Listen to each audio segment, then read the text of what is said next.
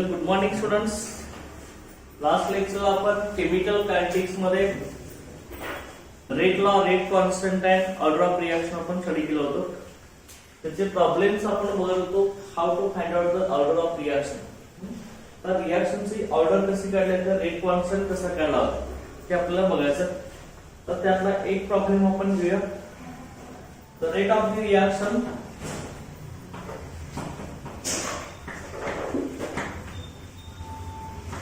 the rate of the reaction. Okay, the rate of the reaction A plus B equals product B is 3.6 into 10 raised to minus 2 mole per dm cube per second.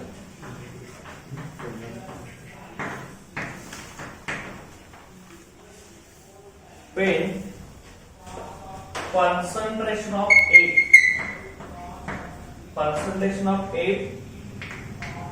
0.2 mole per dm cube and concentration of B 0.1 mole per dm cube. Calculate rate constant.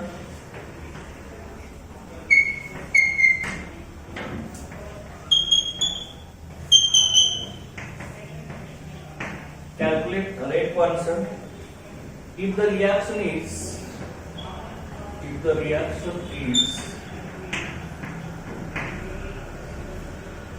first order in A. First order in A and second order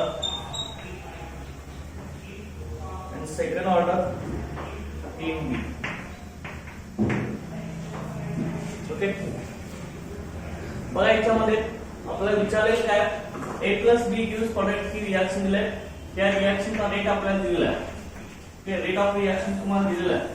rate किती आपला 3.6 into 10 raised to minus 2 mole per dm cube per second हा आपल्याला rate दिलेला आहे.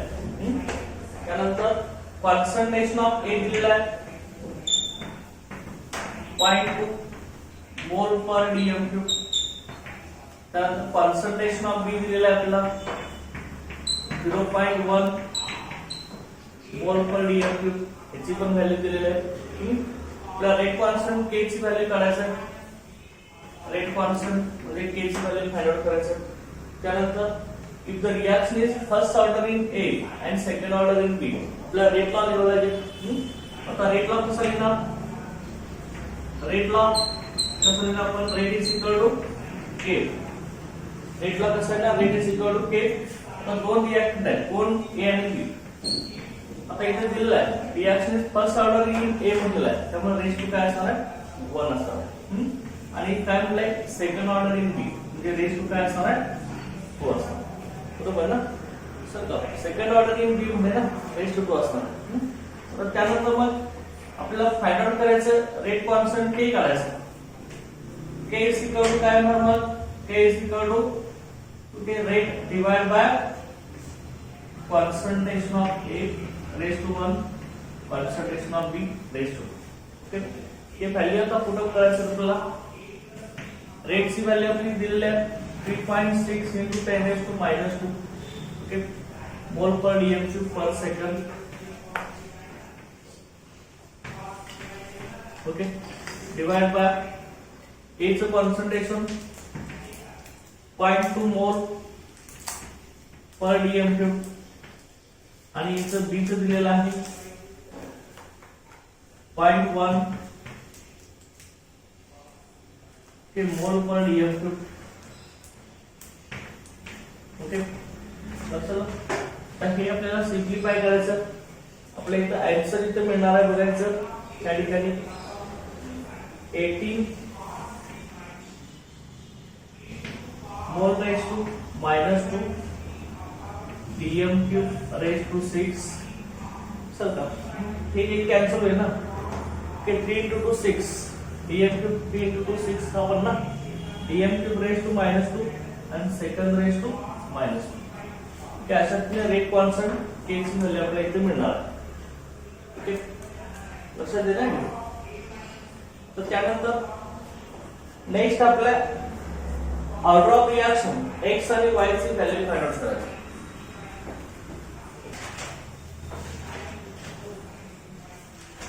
Next question बघा,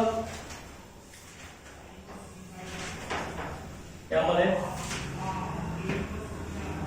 consider A plus B reduced products. If the concentration of A if the concentration of A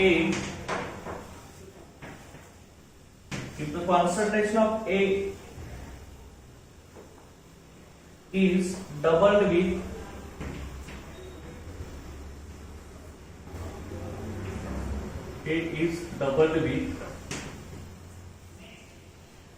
concentration of B being constant,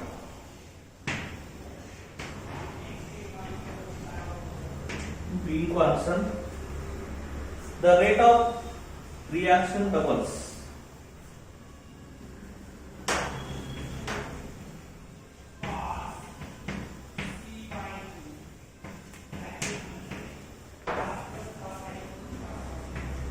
The rate of reaction doubles if the concentration of A is tripled.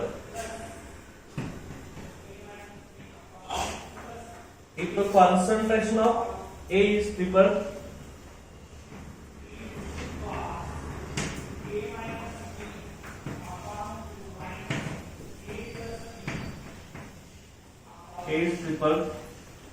and that of B is doubled.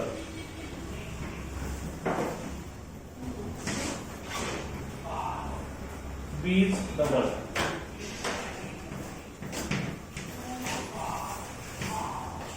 Okay, that of B is doubled. The rate increases by factor 6.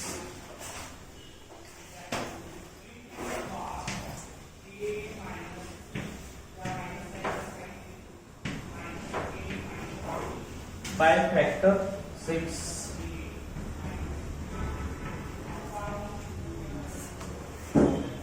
What is the order of reaction?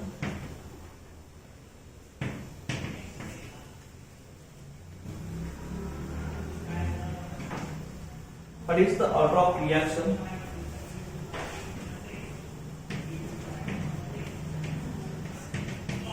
What is the order of reaction with respect to each reactant?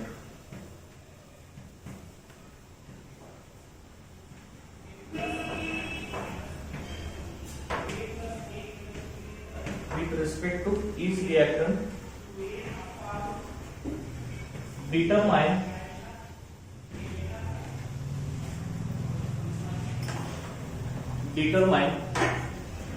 the overall order of reaction.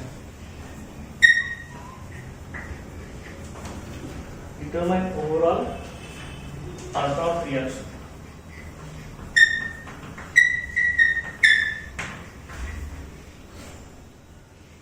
Okay, आपल्याला problem दिलेला आहे बघा. याच्यामध्ये reaction आपल्याला दिलेलं आहे A plus B gives product. Concentration of A is double करणार आहे आपण, B constant ठेवू. Okay, rate of reaction doubles if the concentration of A is tripled and that of B is double. A triple करायचा, concentration of A is tripled, that of B is double. B double करणार आहे. The rate increases by factor 6. What is the order of reaction with respect to each reactant and determine overall order of reaction असं आपल्याला सांगितलेलं आहे. ते लक्षात आहे. बघा आता कसं करणार आहे आपण. बघा पहिल्यांदा रेट लॉ लिहून घ्यायचा. रेट लॉ कसा येणार आहे? रेट लॉ कसा लिहिणार तुम्ही? रेट लॉ आपलं काय असतं? experimentally determined equation that express the rate of chemical reaction in terms of molar concentration of reactant raised to simple power.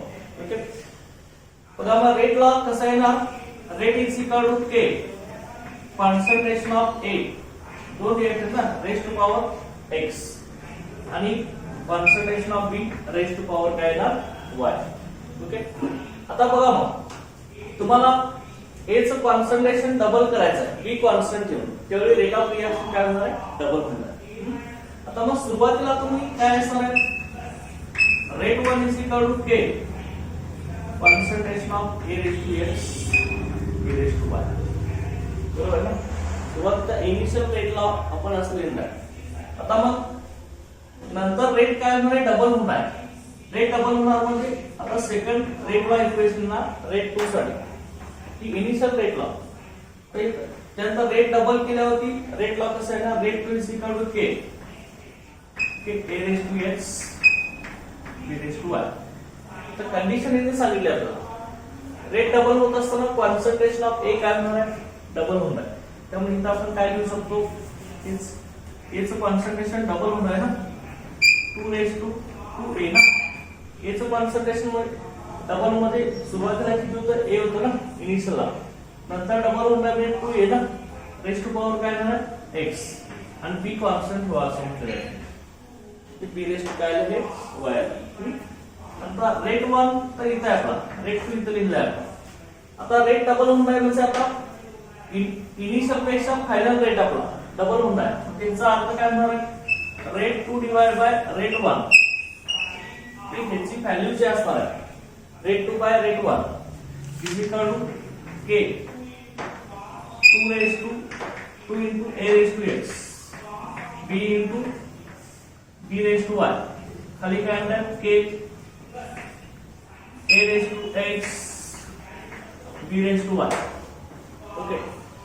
आता इथं आपलं हे काय होणार, 2 into a raise to x म्हणजे 2 रेस टू x आणि a रेस टू x होणार ना. त्यातला एक के कॅन्सल झाला, a raise to x cancel, b raise to y cancel. इथं बघा रेट 2 बाय रेट 1, रेट काय होणार आहे, इनिशियलच्या डबल होणार, म्हणजे रेट 2 बाय रेट 1 ची व्हॅल्यू काय असणार आहे, 2 असणार आहे ना.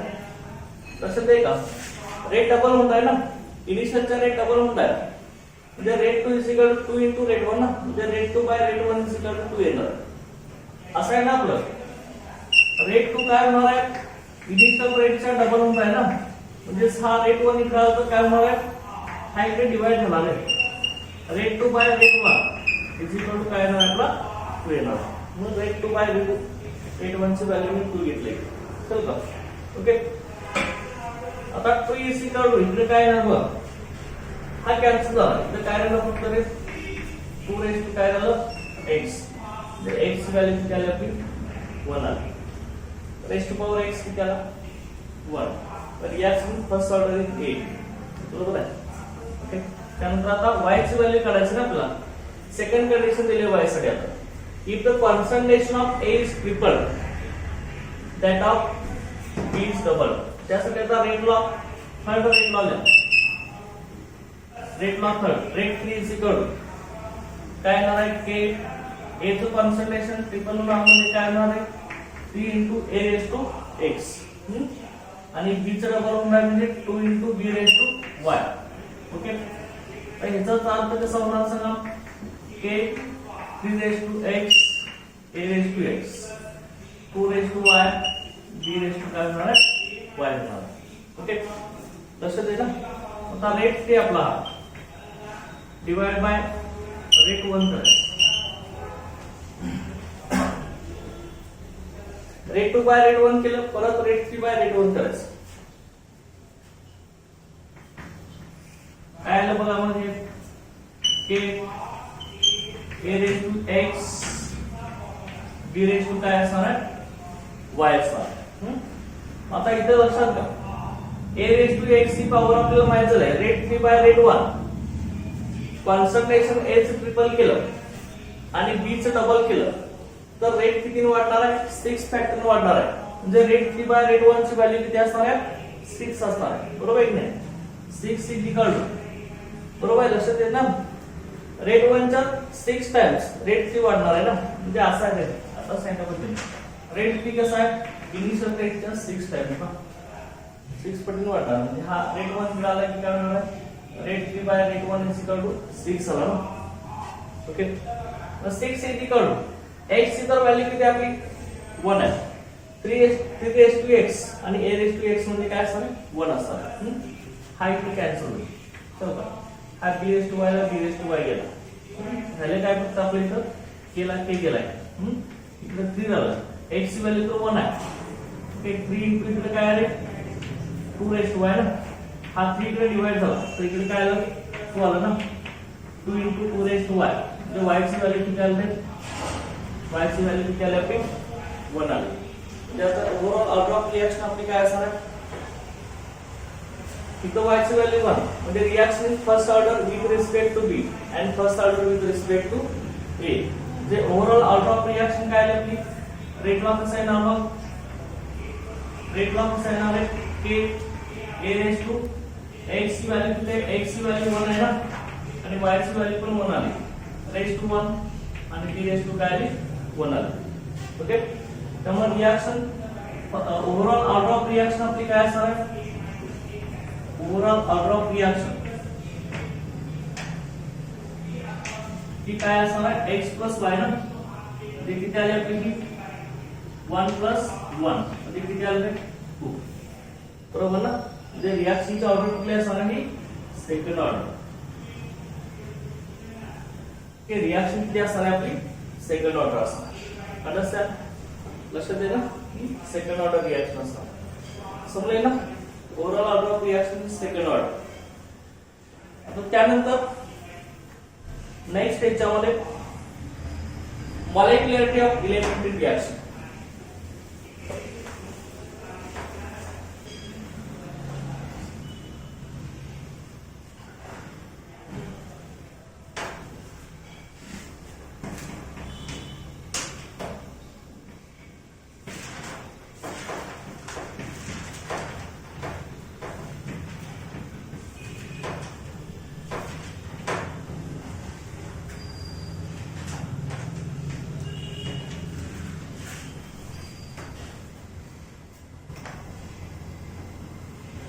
molecularity of elementary reaction okay molecularity of elementary reaction काय असणार आहे बघा complex reaction these are takes place in series of steps एखादी रिएक्शन कॉम्प्लेक्स असेल कॉम्प्लेक्स रिएक्शन म्हणजे काय जी रिएक्शन एकापेक्षा जास्त स्टेप मध्ये होत असते तिला आपण कॉम्प्लेक्स रिएक्शन असं म्हणतो असतो okay complex reaction The reaction takes place in series of steps. Okay. He reaction एकापेक्षा जास्त स्टेप मध्ये होत असते त्याला आपण काय म्हणतो series of steps. त्या रिएक्शनला काय म्हणायचं आपण complex reaction. Okay. The reaction which takes place in series of steps these are called complex reaction. And individual step or every single step in complex reaction is called as a elementary reaction. Okay, बघा मी काय म्हणते complex reaction take place in series of steps. Okay, each consists of individual step or individual step in complex reaction is called as a elementary reaction. Okay, elementary reaction. Okay, the individual step. Okay, each step in complex reaction. Okay, complex reaction मधल्या प्रत्येक स्टेपला आपण काय म्हणतोय elementary reaction. Okay, त्यालाच आपण elementary step किंवा elementary reaction असं म्हणतो. तसं आपण काय म्हटलंय कॉम्प्लेक्स रिएक्शन आपली कशी होत असणार आहे सेरीज ऑफ स्टेप मध्ये एकापेक्षा जास्त स्टेप मध्ये होत असणार आहे त्या कॉम्प्लेक्स रिएक्शन मधल्या प्रत्येक स्टेपला आपण काय म्हणतोय इलेमेंटरी रिएक्शन असं म्हणतो म्हणजे फॉर एक्झाम्पल की आपली रिएक्शन A to D होत असेल कन्सिडर आता इथं A to D कन्वर्जन कसं होणार आहे A to B B to C आणि C to काय होणार आहे D होणार ही पहिली स्टेप आहे ही सेकंड स्टेप आहे ही आपली थर्ड स्टेप आहे ह्या 3 स्टेप आहेत ना, की आपली कॉम्प्लेक्स रिएक्शन आहे. अनेक स्टेप मध्ये होत असते, सिरीज ऑफ स्टेप मध्ये होत असते, लक्षात का? अनेक स्टेप मध्ये आपली ही रिएक्शन होतात आणि ह्या कॉम्प्लेक्स रिएक्शन मधल्या प्रत्येक स्टेपला इथे आपले किती स्टेप आहेत? 3 स्टेप आहेत ना. A to B पहिली step, B to C second आणि C to D आपली थर्ड स्टेप आहे. त्या कॉम्प्लेक्स रिएक्शन मधील प्रत्येक स्टेपला आपण काय म्हणतोय? इलेमेंटरी रिएक्शन असं. सो ह्याला काय म्हणणार आपण? Elementary reaction. मग इलेमेंटरी रिएक्शनची आपली डेफिनेशन काय असणार? इलेमेंटरी रिएक्शन काय असते बघ? Elementary reaction, okay, the reaction occurring single step, एका सिंगल स्टेप मध्ये होत असते. The reaction occurring single step,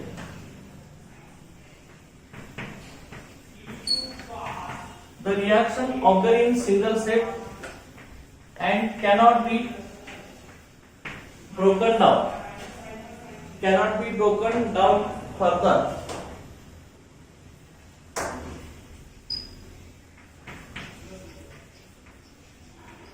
Cannot be broken down further into simpler reaction.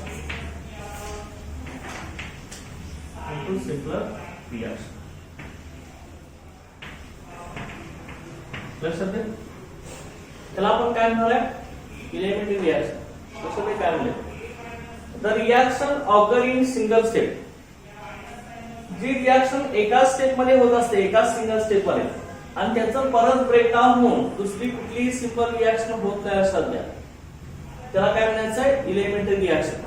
लक्षात दे ना, जी रिएक्शन एका सिंगल स्टेप मध्ये होत असते आणि तिचं ब्रेकडाऊन होऊन परत दुसरी कुठलीही सिंपल रिएक्शन होत नाही, त्या रिएक्शनला काय म्हणायचं?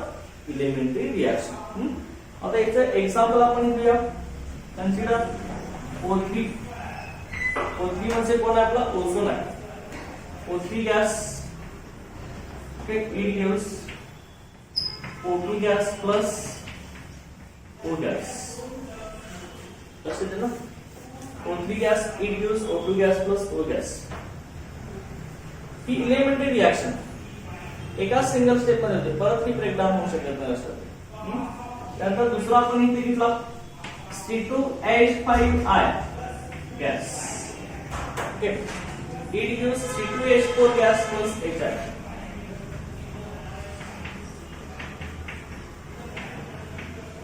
ओके, ही सुद्धा आपली इलेमेंटरी रिएक्शन आहे. एका सिंगल स्टेप मध्ये होत असते, परत ह्याचं ब्रेकडाऊन होऊन परत दुसरी कुठलीही सिंपल रिएक्शन होत नाही. लक्षात घ्या, त्याला काय म्हणायचं? इलेमेंटरी रिएक्शन असं म्हणायचं. लक्षात येतं काय सांगितलंय? कॉम्प्लेक्स रिएक्शन अनेक स्टेप मध्ये होत असते, त्या कॉम्प्लेक्स रिएक्शन मधील प्रत्येक स्टेपला आपण काय म्हणतोय? इलेमेंटरी रिएक्शन असं म्हणतोय. आणि ती इलेमेंटरी रिएक्शन कसं असते? एका सिंगल स्टेप मध्ये होत असते आणि त्याचं ब्रेकडाऊन होऊन दुसरी कुठलीही सिंपल रिएक्शन तयार होत नाही. ओके, त्याला इलेमेंटरी रिएक्शन आपण असं म्हणतो.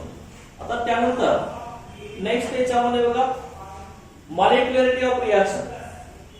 मॉलिक्युलॅरिटी ऑफ रिएक्शन, आता मॉलिक्युलॅरिटी कसं म्हणायचं? मॉलिक्युलॅरिटी ऑफ रिएक्शन, आता मॉलिक्युलॅरिटी ऑफ रिएक्शन म्हणजे काय? Number of reactant molecules taking part in reaction, त्याला काय म्हणायचं? मॉलिक्युलॅरिटी. ओके, एखाद्या रिएक्शन मध्ये किती मॉलिक्युल इन्व्हॉल्व झाले, किती रिएक्टंट मॉलिक्युल इन्व्हॉल्व झाले, त्याला आपण काय म्हणणार आहे? मॉलिक्युलॅरिटी ऑफ रिएक्शन. अंडरस्टँड? लक्षात दे, एखाद्या रिएक्शन मध्ये किती रिएक्टंटचे मॉलिक्युल इन्व्हॉल्व झाले, त्याला काय म्हणायचं? Molecularity of reaction. Okay, molecularity of reaction, elementary reaction is, definition काय होतं? The molecularity of elementary reaction is, the molecularity of elementary reaction is, the molecularity of elementary reaction is number of reactant molecules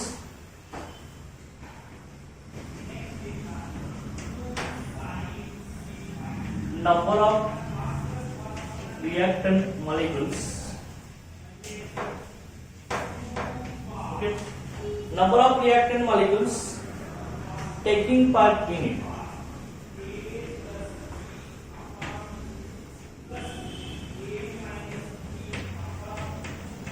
Okay. The molecularity of elementary reaction is number of reactant molecules taking part in it. लक्षात आहे का? एखाद्या molecularity of reaction म्हणजे काय? Number of reactant molecules taking part in it. एखाद्या reaction मध्ये किती रिएक्टंटचे molecule present आहे त्याला काय म्हणायचं? मॉलिक्युलरिटी ऑफ रिएक्शन. ठीक आहे. आता इथं लक्षात ठेवा मी आता काय करतो बघा, ऑर्डर आणि मॉलिक्युलरिटी ऑफ रिएक्शन इथं मला तर सांगायचं.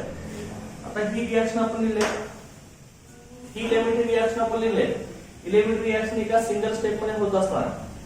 त्या रिएक्शन मध्ये किती रिएक्टंटचे मॉलिक्युल्स आहेत? एकच आहे ना. हे इथं एकच रिएक्टंटचा मॉलिक्युल आहे की नाही, पण इथं मॉलिक्युलरिटी किती असणार आहे? 1. इथं एकच रिएक्टंट मॉलिक्युलरिटी 1 आहे. पण एक मॉलिक्युलरिटी असेल तर त्या रिएक्शनला काय म्हणायचं? युनिमॉलिक्युलर रिएक्शन. काय म्हणायचं? युनिमॉलिक्युलर रिएक्शन. तर काय युनिमॉलिक्युलर एकच मॉलिक्युल. इथं पण ती पण आपली कुठले युनिमॉलिक्युलर रिएक्शन. तर का त्या एलिमेंटरी रिएक्शन मध्ये एकच रिएक्टंटचा मॉलिक्युल प्रेझेंट आहे म्हणून याला काय म्हणायचं? युनिमॉलिक्युलर रिएक्शन. हे मॉलिक्युलरिटी 1. समजा आपण दुसरी एखादी रिएक्शन घेतली असेल, O3 gas plus O gas.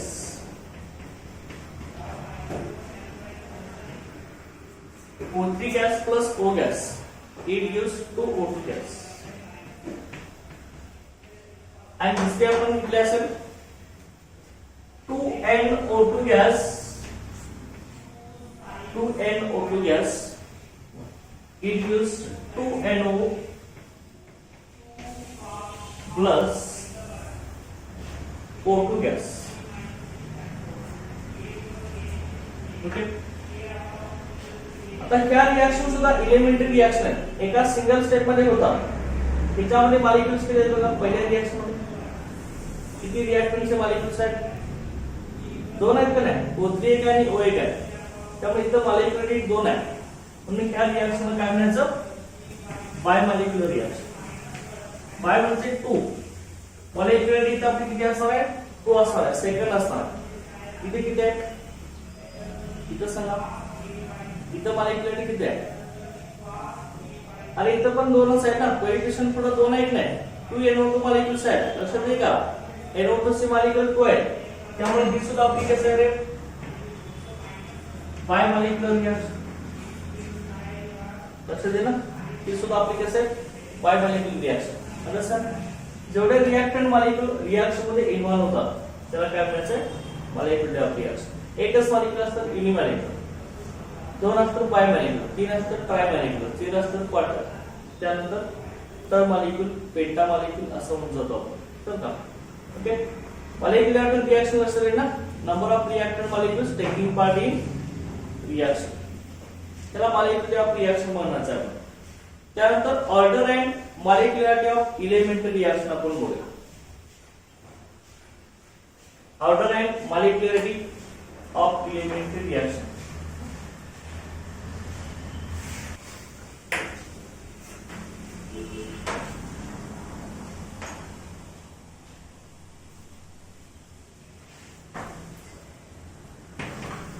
Order and molecularity of elementary reaction.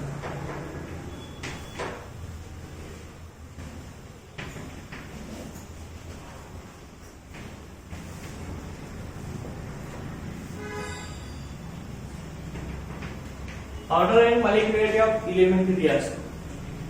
Okay. Elementary reaction ची ऑर्डर आणि मॉलिक्युलरिटी कशी असते हे आपल्याला बघायचं आहे. आता आपण एखादी एलिमेंटरी रिएक्शन घेतली असेल, 2NO2 gas, it gives 2NO gas plus O2 gas. ही आपली एलिमेंटरी रिएक्शन एका सिंगल स्टेप मध्ये होते. तर ह्याचा रेट लॉ आपला कसा असणार? Rate law is found to be, ह्याचा rate law, rate is equal to K concentration of NO2 raise to 2. त्याचा रेट लॉ आपला NO2 रेस टू पॉवर 2 असणार आहे. लक्षात घ्या, हा रेट लॉ आहे. आता मग त्या रेट लॉवरून आपल्याला काय सांगता येतं, रिएक्शनची ऑर्डर किती आहे. ऑर्डर काय असते आपली, सम ऑफ एक्सपोनेंट ना, एक्सपोनेंटची पॉवर किती आपली 2 आहे ना, त्यामुळे ऑर्डर ऑफ रिएक्शन 2 आहे. ऑर्डर 2 असेल तर रिएक्शन कशी असणार आहे, सेकंड ऑर्डर. आणि किती मॉलिक्युल्स इन्व्हॉल्व झाले रिएक्शन मध्ये, 2 ना, म्हणजे जेवढी ऑर्डर आहे तेवढेच मॉलिक्युल्स इन्व्हॉल्व झाले. त्यामुळे इलेमेंटरी रिएक्शन मध्ये ऑर्डर आणि मॉलिक्युलॅरिटी सेम असते. लक्षात आलं, इलेमेंटरी रिएक्शन मध्ये फक्त इलेमेंटरी रिएक्शन मध्ये असतात, बाकीचे कुठलाही नाही. ऑर्डर सुद्धा आपली कसे एक्सपेरिमेंटल डिटरमाइंड क्वांटिटी असते. चल का, इलेमेंटरी रिएक्शन साठी ऑर्डर आणि मॉलिक्युलॅरिटी सेम असते. लक्षात माहिती तर ऑर्डर किती आपली, ऑर्डर त्या रिएक्शनची 2 आहे ना, सेकंड ऑर्डर. ओके, आणि मॉलिक्युलॅरिटी किती आहे आपली, मॉलिक्युलॅरिटी म्हणजे नंबर ऑफ रिएक्टेड मॉलिक्युल्स किती आहेत आपले, 2 आहेत ना. ही सुद्धा आपली कशी आहे, मॉलिक्युलॅरिटी 2 आहे, म्हणजे ही कशी असणार, बाय मॉलिक्युलर. चल का, बाय मॉलिक्युलर रिएक्शन आपली, चल का बाय मॉलिक्युलर. ओके, आता मग ह्यामध्ये बघा ऑर्डर आणि मॉलिक्युलॅरिटी आपली सेम आहे. आता दुसरी आपण रिएक्शन इथे घेऊया, C2H5 gas, it gives C2H4 gas plus HI. ही आपण रिएक्शन जर घेतली तर त्यामध्ये कसं असणार आहे बघा. पहिल्यांदा इथं रेट लॉ आपण घेऊयाचा. रेट लॉ काय सांगतो बघा, रेट लॉ कसा आहे ना, rate is equal to K. Rate law is found to be, कसा रेट लॉ याचा मिळालाय बघा, It is equal to K, concentration of C2H5I raised to power 1. Okay, मग इथं सुद्धा मला ऑर्डर सांगा. ऑर्डर मध्ये काय, सम ऑफ एक्सपोनेंट तर एकच आहे ना, पॉवर आपली 1च आहे, त्यामुळे ऑर्डर किती असणार आहे, 1. ऑर्डर 1 असेल तर रिएक्शन कशी असणार आहे, रिएक्शनची ऑर्डर 1 मध्ये ही कशी असणार आहे, फर्स्ट ऑर्डर. बरोबर आहे, 1 असेल तर आपण फर्स्ट ऑर्डर म्हणतो. आणि मॉलिक्युलॅरिटी सांगा, किती रिएक्टंट मॉलिक्युल इन्व्हॉल्व झाले रिएक्शन मध्ये, एकच ना, बरोबर की नाही. त्यामुळे ही रिएक्शन कशी आपली unimolecular elementary reaction. Okay, unimolecular elementary reaction. म्हणजे ह्या 2 एक्झाम्पल वरून तुम्हाला काय लक्षात येतं, इलेमेंटरी रिएक्शनची ऑर्डर आणि मॉलिक्युलॅरिटी कशी असते, सेम असते असं. Okay, molecularity and order elementary reaction साठी सेम असणार. लक्षात. आता त्यानंतर बघा ऑर्डर आणि मॉलिक्युलॅरिटी यांच्यातला डिफरन्स काय असू शकतो रे. ऑर्डर कशी असते आपली, ऑर्डर एक्सपेरिमेंटल डिटरमाइंड क्वांटिटी असते, मॉलिक्युलॅरिटी थेरॉटिकल क्वांटिटी. हे डायरेक्ट आपण रिएक्शन मध्ये किती मॉलिक्युल्स आहेत त्याच्यावर सांगू शकतो. चला, तुम्हाला डिफरन्स बिटवीन जर विचारला असेल ऑर्डर आणि मॉलिक्युलॅरिटी मधला, ऑर्डर एक्सपेरिमेंटल क्वांटिटी लक्षात का, आणि मॉलिक्युलॅरिटी कशी असणार आपली थेरॉटिकल क्वांटिटी. ओके, त्यानंतर ऑर्डर आपण कसं सांगतो, sum of power of concentration term in the rate law. Rate law मधील कॉन्सन्ट्रेशन टर्मची पॉवर त्याला आपण ऑर्डर म्हणतो. आणि मॉलिक्युलॅरिटी मध्ये काय असते, number of reactant molecules taking part in elementary reaction. Okay, आणि त्यानंतर ऑर्डर कशी असते आपली, 0 असते, फ्रॅक्शन असते आणि इंटेजर मध्ये पण असते. ठीक आहे, परंतु मॉलिक्युलॅरिटी ऑलवेज इंटेजर असते. समजा मॉलिक्युलॅरिटी ऑलवेज इंटेजर, होल नंबर असतो लक्षात. तिथं फ्रॅक्शन 0 असू शकत नाही लक्षात. हा डिफरन्स बिटवीन तुम्ही लिहायचा तिथं. त्यानंतर नेक्स्ट बघा, त्यामध्ये रेट डिटरमिनिंग स्टेप. कॉम्प्लेक्स रिएक्शनचा रेट डिटरमिनिंग स्टेप आपल्याला लिहायचा. इथं पण लक्षात आहे ना.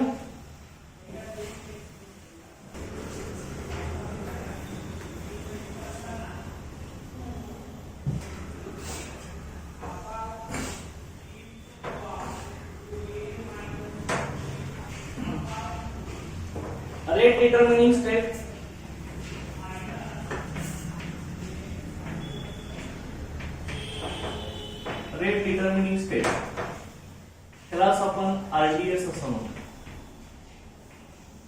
Rate determining step. ठीक आहे. आता रेट डिटर्मिनिंग स्टेप म्हणजे काय असणार बघा. Complex reaction takes place in series of steps or infinite number of steps. Okay. एखादी कॉम्प्लेक्स रिएक्शन अनेक series of स्टेप मध्ये होत असते. त्यातली कुठली तर एक स्टेप असते ती स्लोएस्ट स्टेप असते आणि त्या स्लोएस्ट स्टेप वरती रिएक्शनचा रेट डिपेंड असतो. त्याला आपण काय म्हणणार आहे, rate determining step. Slowest step of the reaction that determines the overall order of reaction. Okay. काय म्हणतोय आपण, समजा एखादी कॉम्प्लेक्स रिएक्शन असेल, ती कॉम्प्लेक्स रिएक्शन अनेक सेरीज ऑफ इलेमेंटरी स्टेप मध्ये होत असेल, series of elementary step. Okay. अनेक सेरीज ऑफ इलेमेंटरी स्टेप मध्ये आपली रिएक्शन होत असेल तर त्यातली कुठली तर एक इलेमेंटरी स्टेप असते. कारण का कॉम्प्लेक्स रिएक्शन मधल्या प्रत्येक स्टेपला आपण काय म्हणतोय, इलेमेंटरी रिएक्शन किंवा इलेमेंटरी स्टेप असं म्हणतो. लक्षात का. त्यातली कुठली तर एक स्टेप कशी असते, सगळ्यात स्लो असते. ओके. फॉर एक्झाम्पल आपण सेम एक्झाम्पल जनरल इथे घेऊया.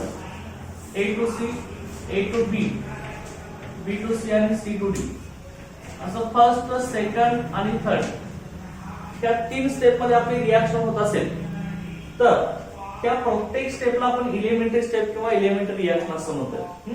मग त्या कुठली तरी एक स्टेप सगळ्यात स्लो असते, म्हणजे स्लो होत असते. समजा B to C कन्वर्ट होण्याचा रेट स्लो असेल. ओके. त्या स्लोएस्ट स्टेपला काय म्हणायचं, रेट डिटर्मिनिंग स्टेप असं म्हणायचं. आणि स्लोएस्ट स्टेप काय सांगत असते, ओव्हरऑल ऑर्डर ऑफ रिएक्शन सांगत असते किंवा overall rate of reaction express करत असते. म्हणजे A to B फास्ट असतील, परत B to C स्लो असेल, परत C to D फास्ट असेल, तर या कॉम्प्लेक्स रिएक्शन मध्ये सगळ्यात स्लो जी स्टेप असणार आहे ती स्लोएस्ट स्टेप काय सांगत असते, रिएक्शनचा रेट एक्सप्लेन करत असते, रिएक्शनचा रेट एक्सप्रेस करत असते. त्यामुळे रेट डिटर्मिनिंग स्टेप मध्ये काय असणार आहे, slowest step. Okay. The slowest step, the slowest step in the complex reaction, the slowest step in the reaction, in the complex reaction that determines, the slowest step in the complex reaction that determines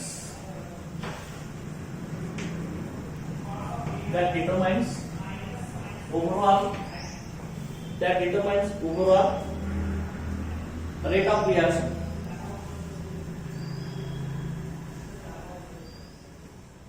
Okay. The slowest step in complex reaction that determines overall rate of reaction. Okay.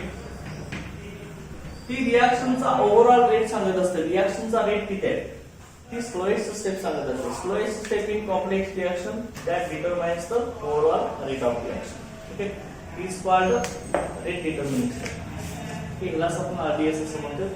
आता मग ही जी RDS आहे की आपण एक complex reaction घेऊन आपण बघूया याच्यामध्ये ती कशी असणार आहे बघा. यामध्ये कॉम्प्लेक्स रिएक्शन आपण घेऊया. Consider 2NO2Cl, 2NO2Cl gas. Okay, it gives 2NO2 gas plus Cl2 gas. Okay, ही आपली काय रिएक्शन आहे. ही रिएक्शन आपली दोन स्टेप मध्ये होत असणार आहे, टू स्टेप मध्ये. कॉम्प्लेक्स रिएक्शन आपली दोन स्टेप मध्ये होत असणार आहे. पहिली याच्यामध्ये बघा NO2Cl gas is converted to here K1, rate constant K1 ह्या रिएक्शनचा NO2 gas plus Cl gas, NO2 gas plus Cl gas. ही आपली स्लो स्टेप आहे. ही स्लो स्टेप आहे. त्यानंतर second step NO2Cl gas plus Cl gas.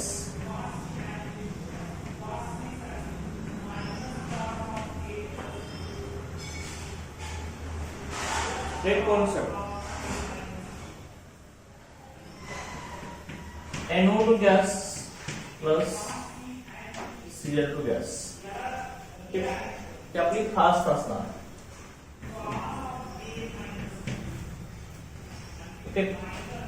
आता overall order of reaction कसे होणार आहे, overall reaction कसे येणार आपली, ओव्हरऑल रिएक्शन याच्यावरून बघा, ओव्हरऑल रिएक्शन क्या NO2 कॅन्सल काय होते, त्या Cl ला हा Cl आपला कॅन्सल होईल. ओके, काय आलं त्याच्यामध्ये, इथे काय आलं 2NO2Cl, NO2Cl, NO2Cl, 2NO2Cl gas, त्या साईडला NO2NO2, 2NO2 gas plus Cl2 gas, ही आपली ओव्हरऑल रिएक्शन आली. ओके, आता ह्यामध्ये लक्षात घ्या सगळ्यात स्लो स्टेप कुठल्या आहेत, कॉम्प्लेक्स रिएक्शन आहे, 2 स्टेप मध्ये होत असते. त्यामध्ये सगळ्यात स्लो स्टेप कुठली आपली, फर्स्ट का सेकंड, इथे दिलेच ना त्यांनी, सगळ्यात स्लो स्टेप कुठली आपली फर्स्ट आहे आणि फास्ट स्टेप कुठली आपली सेकंड आहे, इथे दिले त्यांनी. स्लो स्टेप आणि फास्ट स्टेप कुठले त्यांनी एक्सप्लेन केलेलं आहे. मग आता रेट डिटर्मिनिंग स्टेप मध्ये काय असतं, slowest step in the complex reaction that determines overall rate of reaction. समजा की कॉम्प्लेक्स रिएक्शन मधली स्लोएस्ट स्टेप त्याच्यावरती रिएक्शनचा रेट डिपेंड असतो. मग आता रेट लॉ आपण कसा लिहिणार, त्याच्यावरूनच रेट लॉ कसा येणार, रेट लॉ आपला स्लोएस्ट स्टेप वरती डिपेंड असतो ना. रेट लॉ कसा येणार आहे सांगा मग, rate law, rate is equal to k काय ना, concentration of NO2Cl raise to power 1, raise to power 1 मी काय घेतलं, कारण का इलेमेंटरी रिएक्शन मध्ये जेवढी मॉलिक्युलरिटी असते तेवढीच काय असते आपली ऑर्डर असते, बरोबर ना. त्यामुळे रेट लॉ काय सांगतो, रेट ऑफ रिएक्शन सांगत असतो in terms of molar concentration of reaction raise to simple power. Okay, slowest step वरती रिएक्शनचा रेट डिपेंड आहे, त्यामुळे रेट लॉ हा स्लोएस्ट स्टेप वर देणार. Rate is equal to K concentration of NO2Cl raise to power. तो क्या होता है, reaction intermediate, the concentration of reaction intermediate does not appear in the rate law.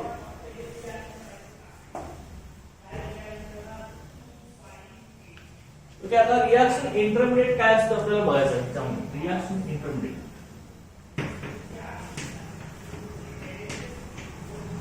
Reaction intermediate, reaction intermediate मध्ये काय असतं, reaction intermediate काय असतं बघा, the substance of the species consumed in the species formed in the species formed in first step, the species formed in first step and consumed in second step, consumed in second step. Okay, जी species पहिल्या step मध्ये form होत असते आणि second step मध्ये consume होत असते, use केली जात असते, is called reaction intermediate.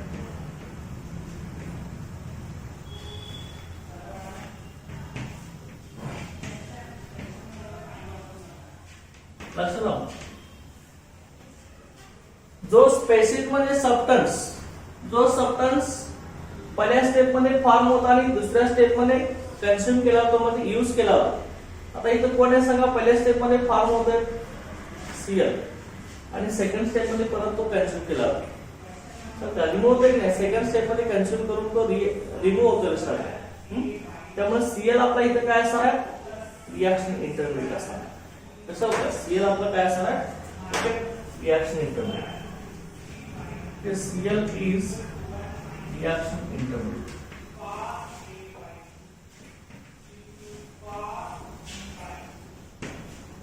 Cl हा रिएक्शन इंटरमीडिएट असणार, हे लक्षात ठेवा. ठीक त्याच्यामध्ये हे त्या रिॲक्शन मधला Cl रिॲक्शन येतो. आता त्यानंतर इथं तुम्हाला कॅटलिस्ट दिलेलं नाही. कॅटलिस्ट एक असतो लक्षात घ्या. काही काही रिॲक्शन मध्ये कॅटलिस्ट पण असतो. कॅटलिस्ट पण आयडेंटिफाय करावं लागतं. पण कॅटलिस्ट लक्षात घ्या. कॅटलिस्ट काय असतो? कॅटलिस्ट कसा आयडेंटिफाय करायचं बघा त्याच्यामध्ये. कॅटलिस्ट काय असतो? The species of the substance okay used in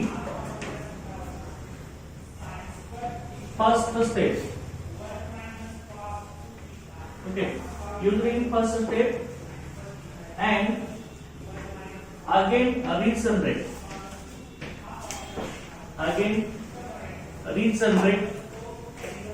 in last step.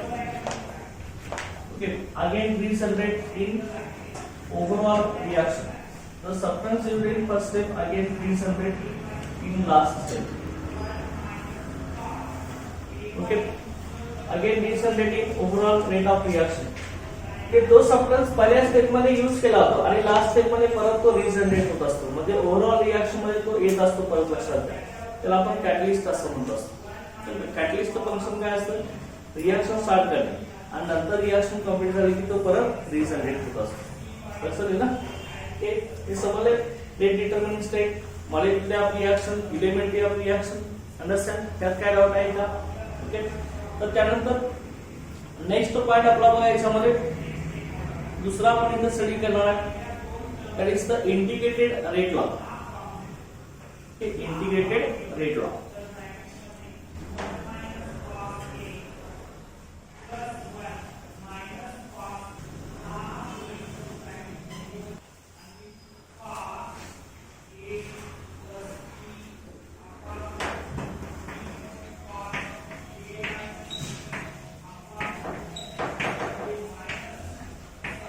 Integrated rate law. Integrated rate law काय असणार बघा. आता इंटिग्रेटेड रेट लॉ मध्ये concentration of reactant expressed in terms of rate law, in terms of differential rate law. आता differential rate law आणि rate law आपल्याला माहिती आहे. ओके, डिफरन्शियल रेट लॉ आपण कुठल्या फॉर्म लिहितो? तो इन्स्टंटेनियस रेट ऑफ रिएक्शन, त्याला आपण डिफरन्शियल रेट लॉ असं म्हणतो लक्षात घ्या. तर मग डिफरन्शियल रेट लॉ आपण इथे फर्स्ट ऑर्डर रिएक्शन साठी लिहिणार आहे. आपल्या सिलेबसला फर्स्ट ऑर्डर आणि झिरो ऑर्डर साठी integrated rate law. Integrated rate law for first order reaction. Integrated rate law for first order reaction.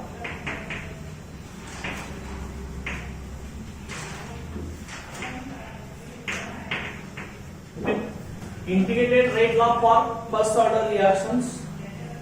First order reaction साठी आपल्याला बघायचं आहे. बघा, तर consider the first order reaction. First order reaction आपण घेऊया. A is converted to products. आपली अशी फर्स्ट ऑर्डर रिएक्शन आहे. हे एक्सप्रेशन तुम्हाला विचारलं तर एक्झामला किंवा याच्यावरती प्रॉब्लेम पण असतात. Okay, integrated rate law for first order reaction. आपण रिएक्शन घेतले A is converted to products. आता मग मला सांगायचं डिफरन्शियल रेट लॉ कसा लिहिणार आहे? Differential rate law rate is equal to काय येणार आहे? A हा रिएक्टंट आहे, त्याचं कॉन्सन्ट्रेशन कमी होत असतं ना. डिफरन्शियल रेट लॉ म्हणजे काय लिहिणार तुम्ही? Instantaneous rate of consumption of A म्हणणार आहे. Instantaneous rate of consumption of A म्हणजेच डिफरन्शियल रेट लॉ असतो. ओके, हा कसा येणार आहे सांगा मला? Minus dA divide by dt. समजते काय म्हणते? डिफरन्शियल रेट लॉ म्हणजेच काय? Instantaneous rate of consumption of reactant. Okay, minus dA by dt. Okay, हा आपला डिफरन्शियल रेट लॉ. आणि मग रेट लॉ कसा लिहिणार आहे? रेट इज इक्वल टू काय असतो? k concentration of A raise to power किती आहे? Raise to power first order आहे म्हणजे रेज टू पॉवर फर्स्ट लक्षात द्या. रिएक्शन आपण फर्स्ट ऑर्डर साठी स्टडी करूया, त्यामुळे रेज टू पॉवर इथं फर्स्ट स्टेप आहे. आता हेच आपण कसं लिहू शकतो बघा रे. हेच आपल्याला कसं लिहू शकतो बघा आपण.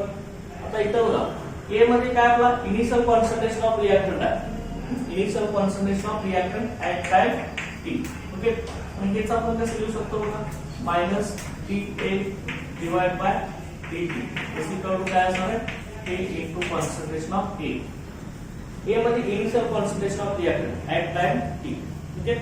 आता ही इक्वेशन आपण रिअरेंज करा. कॉन्सन्ट्रेशन ऑफ A ह्या साइडला घेतलं, मायनस dt ह्या साइडला टाकलं, तर कसं झालं बघा, minus TA divide by concentration of A is equal to काय असणार आहे, मायनस KT. बरोबर ना.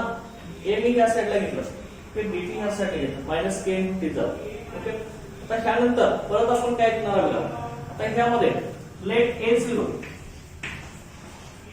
मध्ये काय असणार आहे, initial concentration of reactant, initial concentration of reactant at time t. Initial concentration असणार आहे रिएक्टंट, ते reactant initial concentration at time t is equal to at time t आपला 0 असणार आहे. टाइम t 0 असणार, initial concentration of reactant at time t 0. Okay. आणि त्यानंतर AT concentration of AT. Okay. म्हणजे काय असणार आहे ते बघा, concentration of A at time, concentration of A, concentration of A at time t is equal to 0, at time t is equal to small. Okay. AT मध्ये काय असणार आहे, कॉन्सन्ट्रेशन ऑफ रिएक्टंट A किंवा reactant A of reactant, okay, at time t is equal to 0. आणि AT मध्ये concentration of A at time t is equal to t. ही initial concentration आणि time t नंतर किती कॉन्सन्ट्रेशन असणार रिएक्टंटचं. समजा एकदा रिएक्शन स्टार्ट झालं की कॉन्सन्ट्रेशन डिक्रीज व्हायला चालू होतं रिएक्टंटचं. t या टाइम नंतर किती कॉन्सन्ट्रेशन असणार आहे त्याला आपण काय म्हणणार आहे, AT म्हणणार. ओके. आता मग त्यानंतर आपण आता हे इक्वेशन आपल्या इथे घेतलेलं आहे की आपण इंटिग्रेट करणार आहे बिटवीन द लिमिट्स. तर लिमिट्स कुठले आपण इथे घेणार आहे बघा, A is equal to A0 ची लिमिट्स घेणार आहे. Okay. And AT A is equal to A0 at t is equal to t, time t is equal to time t 0 असणार, and A is equal to AT at time t is equal to t. हे limits घेऊन आपण हे equation integrate करणार.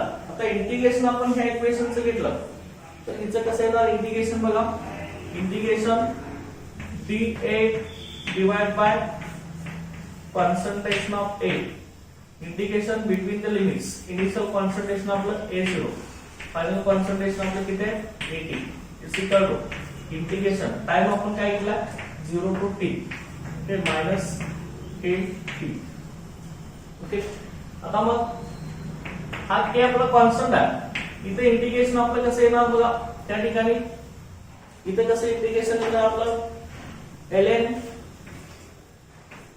ln concentration of A0 raised to AT is equal to, आता K constant आहे, त्याचं integration काय आलं आपलं टाइम t 0 to t, त्याचं किती आलं आपलं t झालं ना, मायनस KT झालं.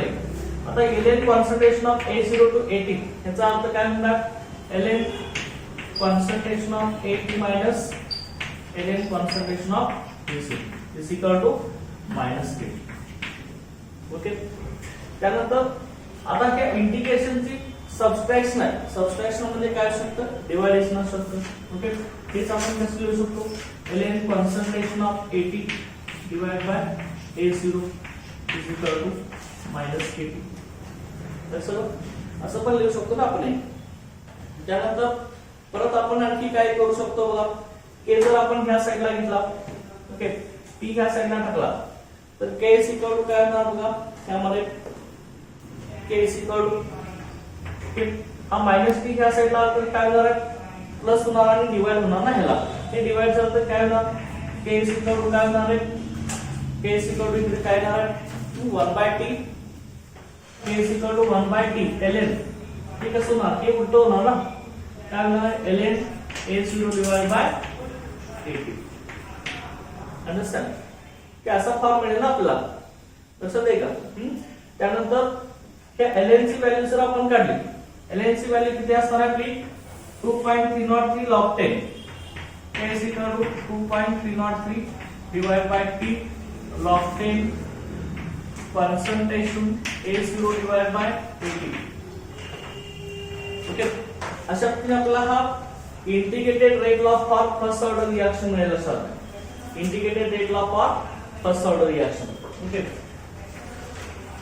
ते rate constant of first order reaction त्या फॉर्म्युला आपण काढू शकतोय. A0 मध्ये initial concentration of reaction, AT मध्ये concentration remains after time t. Time t नंतर रिएक्टंटचं कॉन्संट्रेशन किती शिल्लक राहिलेलं आहे ओके रिएक्ट होण्याचं त्याला आपण AT म्हणणार आहे. मग ह्यामध्ये आपण काय करतोय बघा, ह्यामध्ये इक्वेशन आपण इथंच घेतलेलं आहे. हे इक्वेशन आपलंच आहे. त्या इक्वेशनला आपण समजा इथं 1 म्हणूया, याला 2 म्हणूया, त्या इक्वेशनला 3 असं म्हटलं मी. हे तिन्ही सुद्धा फॉर्म आपले कोणाचे integrated rate law of first order रिएक्शनचे फॉर्म आहे. आता ह्याच इक्वेशन मध्ये आपण असं केलं, काय केलं बघा, याच्यामध्ये ln AT by A0 आहे. ln concentration of AT by A0 हा जो आहे AT कडून मायनस केले ना.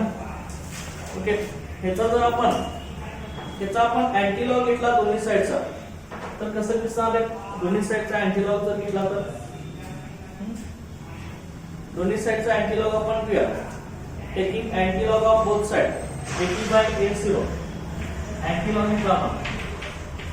अँटीलॉग ऑफ बोथ साइड दोन्ही साइडचा अँटीलॉग घेतला तर मी काय इंटिग्रेशन निघून जाणार ना. AT by A0 is equal to e raise to काय होणार मायनस k होणार. बरोबर नाही, दोन्ही साइडचा अँटीलॉग घेतला. ओके, मग आता हा A0 या साइडला आला तर काय होणार आहे AT is equal to A0 e raise to minus k. लक्षात का, हे सगळे फॉर्म आपले integrated rate law of first order reaction साठी. समजा गॅसमध्ये let A is the initial concentration of the reactant. Okay, A मध्ये आता इथे A0 मध्ये मी काय म्हणणार आहे इनिशियल कॉन्संट्रेशन ऑफ रिएक्टंट. आता A आपला इनिशियल कॉन्संट्रेशन ऑफ रिएक्टंट असेल आणि AT मध्ये आपलं concentration remains after time t. लक्षात आलं काय म्हणले मी, A0 A म्हणजे आपलं इनिशियल कॉन्संट्रेशन असेल, इनिशियल कॉन्संट्रेशन, आणि x म्हणजे काय असणार आहे concentration after time t. Time t या नंतर किती कॉन्संट्रेशन राहणार आहे ते आपण कसं दाखवणार आहे a x.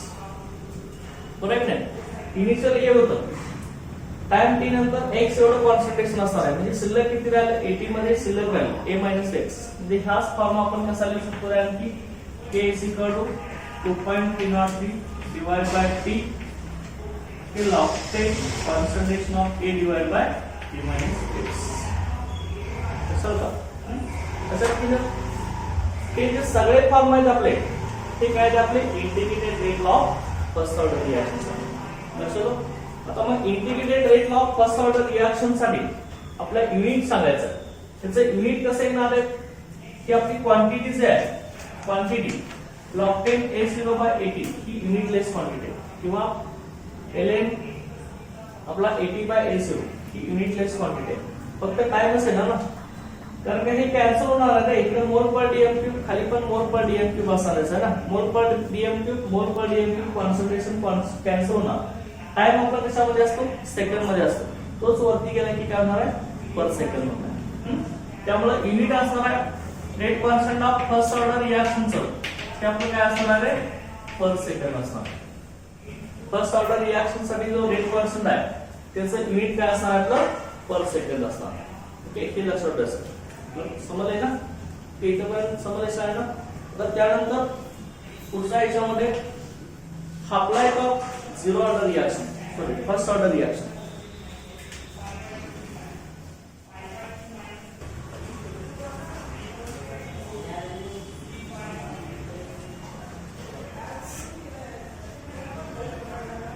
बोला apply of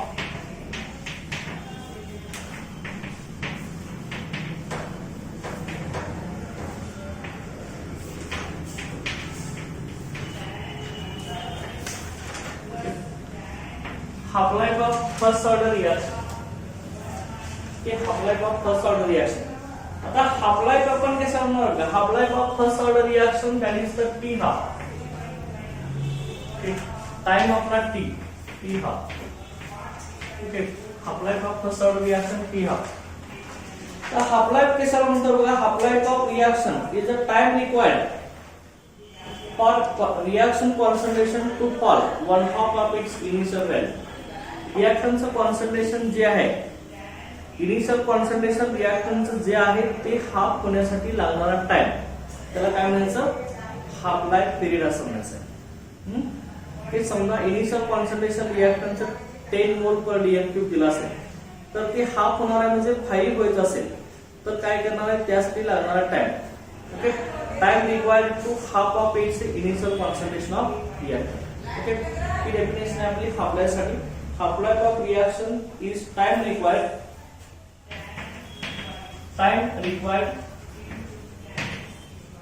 okay, time required for reactant concentration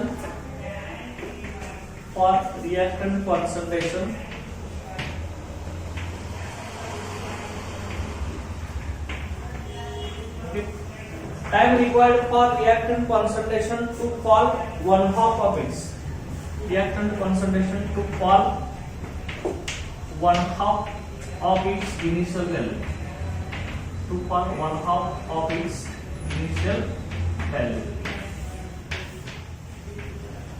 ठीक है, अपन क्या करना है, half life of first order reaction. Time required for reactant concentration to fall 1/2 of its initial value. रिएक्टंटच्या कॉन्सन्ट्रेशनची इनिशियल व्हॅल्यू हाफ करण्यासाठी लागणारा टाइम, त्याला काय म्हणायचं, half life of first order reaction. तर मग फर्स्ट ऑर्डर रिएक्शन साठी इंटिग्रेटेड रेट लॉ काय आपला, integrated rate law first order reaction काय आपला 2.303 डिवाइड बाय t. लॉग 10 काय होतं रे, initial concentration divide by concentration remains after time. तर का ओके, रिमेन्स आफ्टर टाइम. मग आता हाफ लाईफ काढायचं म्हणजे काय करणार आहे, इनिशियल कॉन्सन्ट्रेशन किती आहे आपलं, a सुरू आहे, त्याचा हाफ झालं पाहिजे. त्यामुळे टाइम किती लागणार आहे, टाइम काय घेणार आहे, time t is equal to t half घेणार.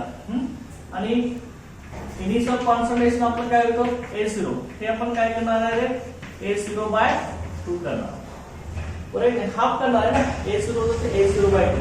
त्या व्हॅल्यू मी इथे पुट करा ना तुम्ही, सर 80 म्हणजे ही इनिशियलचं a0 आहे.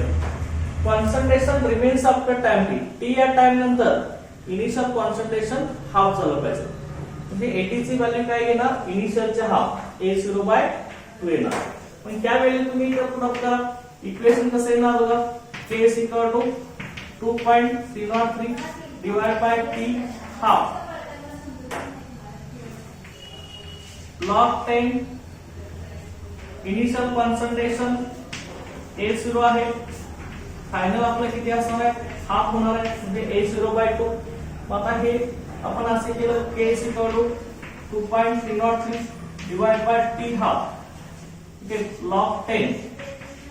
हे a0 बाय 2 कॅन्सल झालं. ओके, ही काय ना तो आपला क्रॉस मल्टिप्लाय होणार, त्या 2 झालं.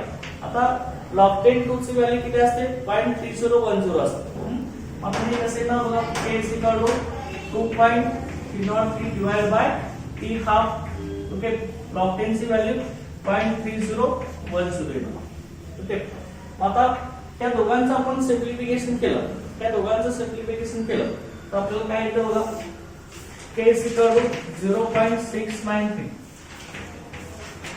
Divide by t half, divide by काय होणार आपला t हाफ. मग आपल्याला हाफ लाईफ करायचं, मग हाफ लाईफ t हाफ इकडे घ्या ना, k इकडे डिवाइड होईल 0.693 डिवाइड बाय k. अशा तरी आपल्याला हाफ लाईफ करता येईल. So half life of first order reaction 0.693 divide by k. आता k इक्वेशन आपले काय लक्षात येते, तिथे कॉन्सन्ट्रेशन आले का रिएक्टंटचं कुठं, इक्वेशन मध्ये कॉन्सन्ट्रेशन ऑफ रिएक्टंट आले का नाही. म्हणजे half life of first order reaction is independent on concentration of reactant. रिएक्टंटच्या कॉन्सन्ट्रेशन मध्ये तो कसा आहे, इंडिपेंडेंट आहे. ये half life of first order reaction independent of initial concentration of reactant. ठीक, half life of half life of first order reaction first order reaction is independent on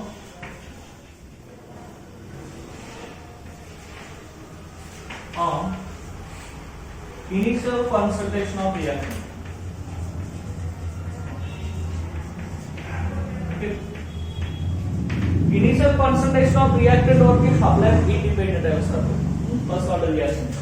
ही हा पीकडे 0.693 divide by ही असणार. आपण जर आता हाफ लाईफ पिरियडचा ग्राफिकल रिप्रेझेंटेशन जर बघितलं असेल आपण तर ते कसं दिसतं बघा. ग्राफिकल रिप्रेझेंटेशन इकडे कॉन्सन्ट्रेशन A आणि इकडे टाइम T हे जर आपण बघितलं. आता सुरुवातीला रिएक्टंटचं कॉन्सन्ट्रेशन किती असणार आहे. कॉन्सन्ट्रेशन आपले ह्या साइडला असं वरती वाढणार आहे. सुरुवातीला कॉन्सन्ट्रेशन आपलं जास्त असणार आहे नाही बरोबर नाही. आणि नंतर कॉन्सन्ट्रेशन आपलं कसं होणार आहे डिक्रीज होत येणार. जसं रिएक्शन स्टार्ट होणार तसं कॉन्सन्ट्रेशन आपलं काय होणार असं डिक्रीज होत येणार बरोबर आहे ना. मग आता लक्षात घ्यायचं इथं सुरुवातीला इनिशियल कॉन्सन्ट्रेशन काय होतं रे आपलं A0. मग इथं आपलं इनिशियल कॉन्सन्ट्रेशन A0 ओके त्या टाइमला. परत हाफ लाईफ पिरियड काढायचा आहे तुम्हाला. फर्स्ट हाफ लाईफ पिरियड काढायचा आहे म्हणजे काय करणार आहे तुम्ही परत आता इथं पर्यंत आल्यावरती इथलं कॉन्सन्ट्रेशन तुम्ही टाइम बघणार आहे की किती असणार आहे A0/1 असणार. लक्षात दे ना. परत तुम्ही ह्याच्या आत करणार आहे तुम्हाला प्रॉब्लेम सीईटी नीटला जेईला विचारला लक्षात घ्या. Calculate the second half life period third half life period of first order reaction. तर तुम्हाला इक्वेशन इथे करता लागेल कॉन्सन्ट्रेशनचा. चल का काय नाव आहे बघा. इनिशियल कॉन्सन्ट्रेशन A0 तर A0/2 झालं की ते काय झालं आपलं फर्स्ट हाफ लाईफ पिरियड झाला. सेकंड हाफ लाईफ पिरियडला काय होणार आहे ह्याचं परत हाफ होणार ना. सेकंड हाफ लाईफ पिरियडला कसं होणार सांगा मला. A0 किती होणार आहे 4 होणार बरोबर नाही. थर्ड ला काय होणार सांगा. Third half life period A0 किती होणार ह्याच्या परत हाफ करा की किती होईल 1. परत फोर्थ हाफ लाईफ पिरियड किती होणार A0/16 बरोबर नाही. ह्याच्या परत हाफ लक्षात घ्या. अशा पद्धतीने हा first half life period second half life period third half life period fourth half life period. तर अशा पद्धतीने कॉन्सन्ट्रेशन कमी होते ना लक्षात घ्या. हे लक्षात ठेवायचं आहे की हे आपल्याला प्रॉब्लेम सॉल्व्ह करताना हे सगळं लागणार आहे लक्षात घ्यायचं. इकडे कॉन्सन्ट्रेशन किती असणार आहे तर आपण करस्पॉन्डिंग काढू शकतो ओके. आणि इकडे खाली टाइम असणार लक्षात दे का. अशा पद्धतीने first half life period second and third half life period आपण इथं फाइंड आउट करू शकतो. समजलं सगळ्यांना. तर त्यानंतर graphical representation for first order reaction साठी हे 3 ग्राफ्स आहेत. त्या 3 ग्राफचं नेचर आणि त्याचे एक्झाम्पल्स काय फर्स्ट ऑर्डर रिएक्शनचे ते आता आपण नेक्स्ट लेक्चर बघूया. Okay thank you.